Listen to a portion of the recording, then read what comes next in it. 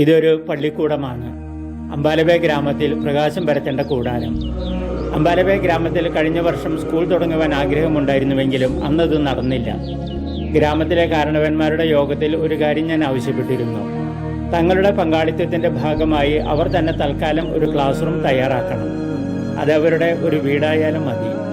അവരന്നത് സമ്മതിച്ചെങ്കിലും class room തയ്യാറാകാത്തത് മൂലം കഴിഞ്ഞ വർഷം കുട്ടികളുടെ പഠനം തുടങ്ങുവാൻ കഴിഞ്ഞില്ല. ഈ വർഷവും പല ബോധവൽക്കരണ കൂട്ടിമുട്ടലുകൾ അവിടെ നടന്നു. അവരുടെ വശത്തു നിന്നും പരിശ്രമമുണ്ടായാൽ അടുത്ത വർഷം അവിടെ പള്ളിയും പള്ളിക്കൂടവുമായി ചെറിയൊരു കെട്ടിടം നന്നായി പണി തീർക്കാമെന്ന് അവരെ ബോധ്യപ്പെടുത്തി. അങ്ങനെ അവരുടെ അധ്വാനത്തിൻ്റെ ഫലമായി ഒരു മുന്നൊരുക്കം പോലെ ഒരു കെട്ടിടം സ്കൂളിന് വേണ്ടി തയ്യാറാക്കപ്പെട്ടു. ആ പ്രകാശ സ്രോതസ്സാണ് ഇവിടെ കാണുന്നത്. അമ്പാലവേ ഗ്രാമത്തെക്കുറിച്ച് ഞാൻ ആദ്യം മനസ്സിലാക്കിയത് കുറുമ്പന്മാരുടെ ഒരു നാടായിട്ടാണ്. അങ്കിലിമാസുവ പള്ളിയിൽ നിന്നും അൻഡ്രാനുമൈൻതി പള്ളിയിലേക്ക് നടന്നു വന്ന യൂത്തിനെ വഴിയിൽ തടഞ്ഞു നിർത്തി പണവും ഫോണും തട്ടിപ്പറിച്ചെടുത്ത സംഭവത്തിലെ വില്ലന്മാർ അമ്പാലവേ ഗ്രാമത്തിലെ ചെറുപ്പക്കാരായിരുന്നു. അന്ന് തന്നെ ആ ഗ്രാമത്തിലേക്ക് പോകുവാൻ തുനിഞ്ഞ എന്നെ അൻഡ്രാനുമൈൻതി പള്ളിക്കാർ തടഞ്ഞു. അവർ തന്നെ പരിഹാരം കണ്ടെത്തുവാൻ ഉത്സാഹിച്ചതിൻ്റെ ഫലമായി നഷ്ടപ്പെട്ട വസ്തുക്കൾ തിരികെ ലഭിക്കുകയും ചെയ്തു.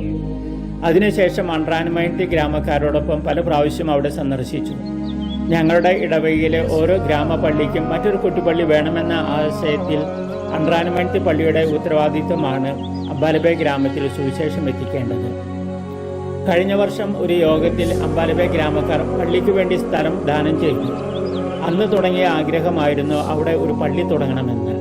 അത് ഇപ്പോഴാണ് ചെറിയൊരു തുടക്കത്തിൽ എത്തി നിൽക്കുന്നത്. തികച്ചും ശൈശവാവസ്ഥയിലായിരിക്കുന്ന ഈ വിദ്യാലയം ഇവിടുത്തെ ചൂടിലും വരൾച്ചയിലും അകാല ചർമ്മം അടയാതിരിക്കുവാൻ പ്രത്യേകം ശ്രദ്ധിക്കേണ്ടിയിരിക്കുന്നു. മഡഗാസ്കറിൽ എത്രയോ ഗ്രാമങ്ങൾ ഇത്തരത്തിലുണ്ട്. അവിടെയൊക്കെ ഒന്നെത്തി നോക്കാൻ പോലും ആരുമില്ലാത്ത അവസ്ഥയുമുണ്ട്. അയക്കപ്പെടുന്നവരുടെ ദൗർലഭ്യവും പരിമിതികളും ഇത്തരം സ്വപ്നങ്ങളെ വിദൂരമാക്കുന്നു. ക്രിസ്തുമസിന് ഒരുങ്ങിക്കൊണ്ടിരിക്കുന്ന ഈ നാളുകളിൽ നമുക്ക് സ്വപ്നം കാണാം, പ്രാർത്ഥിക്കാം. ഈ ലോകത്തിൽ പ്രകാശമായി വന്ന യേശുനാഥൻ ഈ കുഞ്ഞുങ്ങളുടെ ജീവിതത്തിലും അനുഗ്രഹത്തിൻ്റെ പ്രകാശകിരണങ്ങൾ ചൊരിയട്ടെ എന്ന്. മഡഗാസ്കറിൽ നിന്നും ഫാദർ ജോൺസൺ തളിയത്ത്.